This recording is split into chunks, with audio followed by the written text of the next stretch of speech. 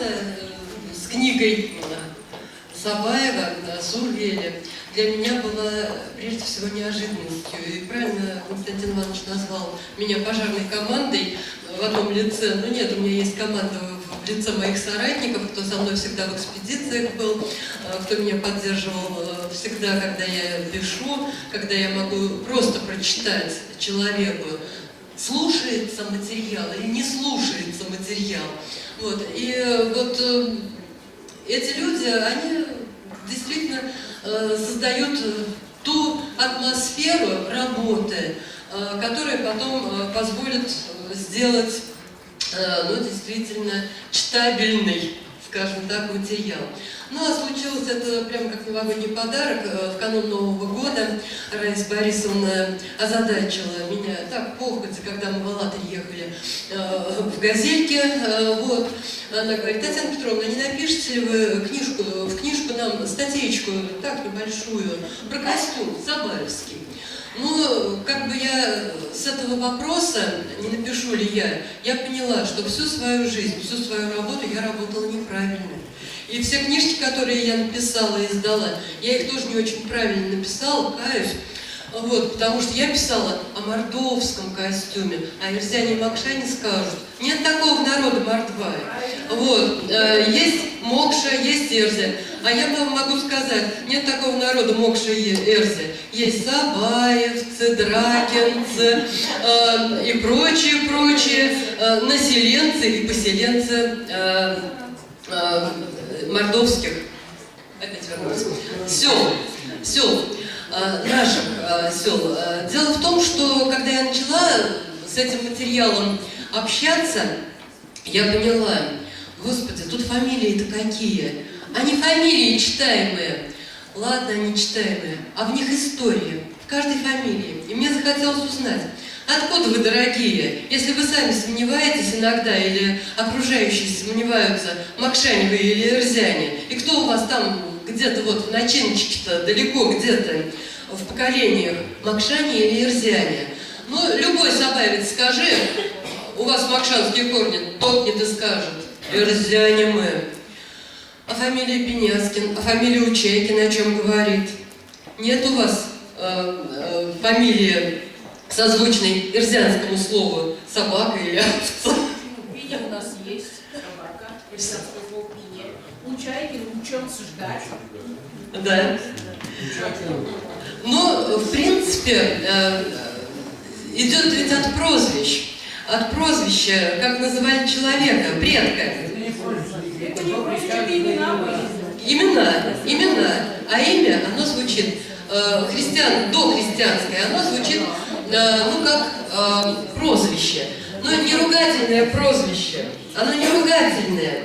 Оно как бы просто называет человека, охраняя его от беды, от напасти, от нечистой силы, которой человек опасался. Ну да ладно. Имена говорящие. Но о чем говорят память предков?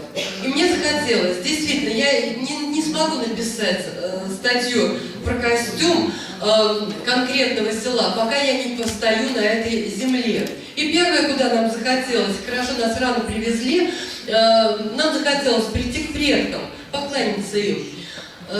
Холод, снега еще, слава богу, не так много, ветер, в сельсовете нас не ждут, библиотека закрыта, кошечка стояла рыжая и говорила мяу, как бы говорит: ну, пойдемте, пустите меня тоже в дом. А мы говорим: нас бы тоже кто где пустил. Ну ладно, пошли на всякий случай мы на кладбище.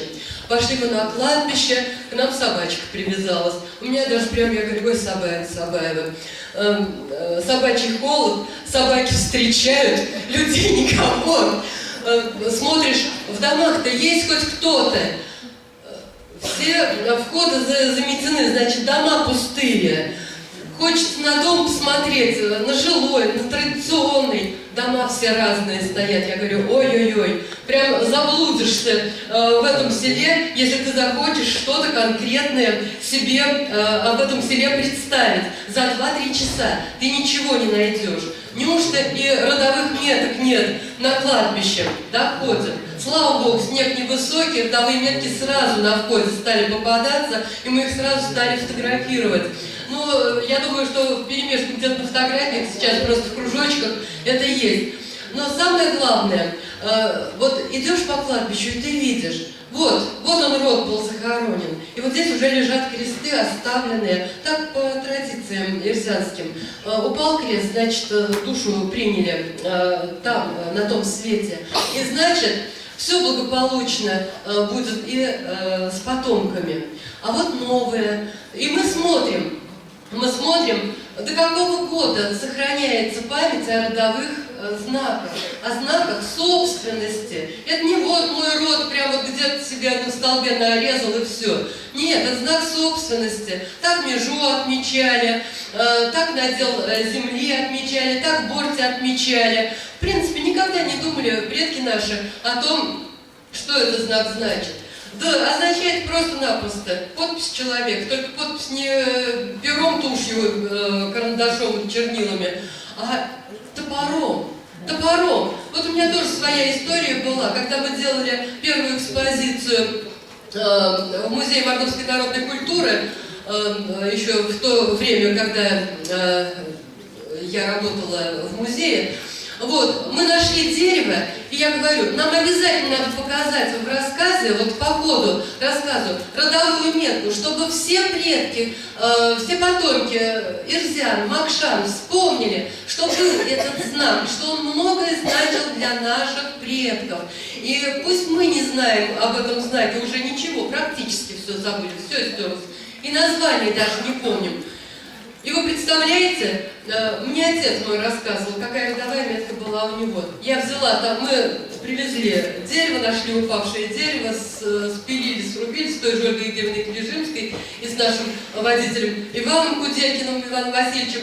И я топором стяпала свою родовую метку. И сколько лет прошло, дерево стояло в экспозиции, хоть бы кто засомневался, что это не исторический предмет, что это подделка, это авантюра экспозиционера, это арт-объект. Ну, мы не особенно рассказывали об этом. Ну так вот, хотелось узнать и о том, как строили свои дома. Вот на старых фотографиях дома в старом Сабаеве крыты соломой. И я спрашивала у Раисы Борисовны, дом-то какой был? Четырехскатная крыша или двухскатная? Раиса Борисовна говорит, как четырехскатная? Не знаю. Вот так вот, так, и вот тут вот просто. Вот, ну то есть вот потому, как построен дом, как он стоит по отношению к улице, очень тоже много можно рассказать. Ведь Сабаево это село, хоть и говорят, что в 13 веке было какой-то, был, наверное, населенный пункт, но что это такое было, неизвестно по документам. Вот, может и было что-то в 16 веке. Только сабаевцы, по-видимому, вот в своем марсианском качестве пришли, те, которые уже сейчас в потомках, они пришли несколько позже. А как эта история формировалась? И вдруг вот идем мы по селу, я думаю, ну, ищем мы эту древность в остатках вот этих домов, как стоит, нашли. Несколько домов стоят очень глубоко, в глубине усадьбы. А макшанская планировочка, она больше на макшан похожая, чем на ирзян. В ирзянских селах, скажем, в более северных, приолаторские, вот эта приолаторская зона, там по-другому дома стоят. Каким образом повернут дом пятистенный, боковой стороной, или фасадом выходит на 3 окна. И вдруг вижу я, любимый мой анекдот о поселении Сабаева, старый-престарый дом. Бревна черные, стоит уже кособокий, практически ничего там не осталось жилого, казалось бы, ну уже доживает эта старинная изба свой последний, ну век не век, год не год, ну сколько стоять еще должна бы. И самое, что меня особенно удивило, вот он стоит на 3 окна на улицу, а по боковой стороне пристрой сделан из тонких каких-то очень корявых бревен, и тоже черных. Думаю, ой, надо спросить все, как называется, и будет понятно. Вот национальные слова появятся, и мужики тут стоят. Нам как раз спросить адресочек женщины одной нужно было, не в ту сторону нас послали, а село длинное 9 километров с конца до конца. Мы ушли на 5 километров в другую сторону. Ну ладно, вернулись, мужики стоят. Поинтересовались адресом, не знают на этом конце такого человека, ладно, думаю, разберемся. Потом по каким-то признакам нам подсказали, вон, видите, вон там на горе трактор стоит, я говорю, о, хорошо, ладно, до трактора дойдем, по крайней мере, видно. Ну и так, между прочим, спрашиваю. А вот дом-то, вот смотрите, пристрой, такой старый дом интересный, как вот этот пристрой называется? Вот, а говорю по-русски, потому что если мне надо говорить, если я хотя бы какие-то мордовские слова со мной по-мордовски начнут говорить, по-ирсянски, по-макшански, а я должна думать на этом языке, я думаю по-русски. Мне трудно, поэтому по-русски разговариваю. Но мужчина посмотрел на меня, видит, любопытствует, дамочка, и говорит так, приглядевшись к дому, как называется, веранда. Я так, я говорю, ну вот по-своему, как в селе называют, по-ирсянски. Вот, по-ирсянски-то коридор. На этом я закончила изыскание в области местной архитектуры. Вот, слава богу, на кладбище побывали. И пошли мы к тому трактору, где был объект наших исканий. Вот. А шли мы к замечательной мастерице из Слабаевой Татьяне Ивановне Цепкайкиной. Вот, она замечательно делает, замечательные у нее корзины, и у них семейный подряд. И вот здесь, в этом доме, нас и обогрели, и показали костюмы, дали нам кое-что пофотографировать, но не стали мы этот материал, все равно черно-белый вариант был у издания, но зато нас навели и на адрес пожилой женщины Веры Ивановны Петиной. Замечательная бабушка, ей 93 года. Она в памяти, она чудесно все рассказывает. Мы ей фотографии показали, какой костюм, вот, какие вещи известны сабаевцам. Она говорит, нет, вот там высокая тпанга, такой вот не носит, тпанга не знаю, у нас косинка.